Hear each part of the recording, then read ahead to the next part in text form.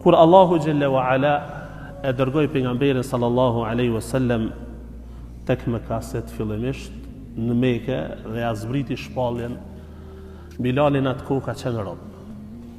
Edhe ka dëgju se një njeriu t'i është shpall prej onës Allahu Jalla wa Ala. I ka një zotërit e tyne, i ka një parin e partë Mekës që po flasin për Islamin. Edhe një ditë prej ditëve, Bilali ka qenë duke i rujt delet e kujt Abdullah ibn Jud'an, një personi kështu ka posemin. Ka qenë duke i rujt delet e tij. Edhe ka shku një ditë ka vendi ku pejgamberi sallallahu alaihi wasallam shkonte me Ebu Bekrin radhiyallahu ta'ala anhu.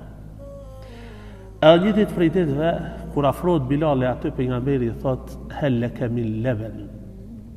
A ki diçka më na von me pi, a ki qumsht deleve.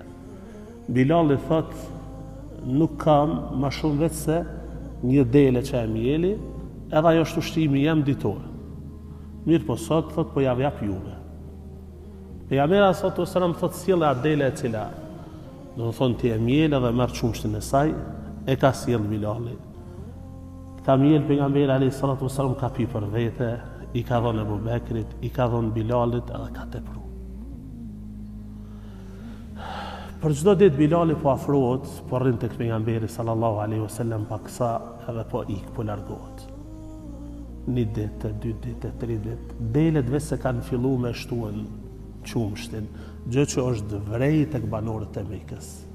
Ebu Gjali si zakonisht, që i ka përcjell se mos dikush po rrin me Muhammedin sallallahu alaihi wasallam, edhe ka shku i ka thonë Abdullah ibn Jud'anit, shërbëtori yt, është qut kapikullot këto dele se kanë ndrru, thot, qumshti i tyre është shtu. Thot mos vall, është taku me Ibn Abi Kabsha. Ibn Abi Kabsha ka pas për synim Muhammedin sallallahu alaihi wasallam. Pejgamberi alayhi salatu wasallam e këshillon Bilalin sa çato i takimet e shkurtra. Edhe i thot: "Thuj la ilaha illallah." Se unë jam kështu pejgamberi Allah. Bilali radhiyallahu ta'ala anhu e pranon Islamin, e shqipton shahadetin, mirë po pejgamberi alayhi salatu wasallam i thot: "Fshehe Islamin tonë ndjerë." Se nuk është koha për me shfaq. Mirë po Bilali kthehet në Mekë. Fillimisht kur ata fillojnë me dyshu, edhe fillojnë me pyet, Bilali nuk pranon. Nuk pranon që ka pranu Islamin, nuk i thot atyne që po vëlla e kam pranu. Mirë po një ditë përderisa banorët e Mekës ishin gaflet, me thonë kështu, Bilali hyn në qabe edhe i pshtyn idhujt e tyre njën nga një. Këtë mesele përmen Ibn Asakirin Tarikh Dimeshq. Thot i pshtyn njën nga një, thot qofshit të poshtruar, jo edhe ata të cilët ju adhurojnë juve.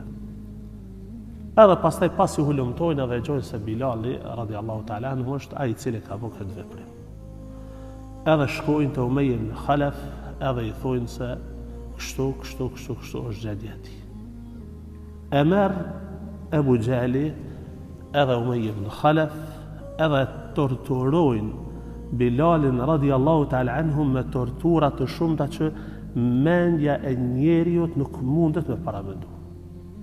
Nuk ka lloj torturës që ka ekzistuar në atë kohë vetë se Bilali e ka shiju ata. Vetë se Bilali e ka shiju ata. Prej torturave që ja kanë bë, ka qenë se ja ka mënu korpeshin në qafë, edhe ja u kanë dhonë fëmijëve të Mekës, e kanë sill na për Mekë të e ngrej sikur kafshën. Të e ngrej sikur kafshën, të e nënçmu e të utall me ta. Mirë po Bilali radhiyallahu ta'ala anhu nuk është zbraps prej fejes cilën e ka pranuar. Thonë janë tallë, fëmija ju muni me paramendu tash kur dikush e kap një mocë me kapën, ose një kafsh me kapën, sa do që tjetë aja se qysh munden me utall fëmija rrugës.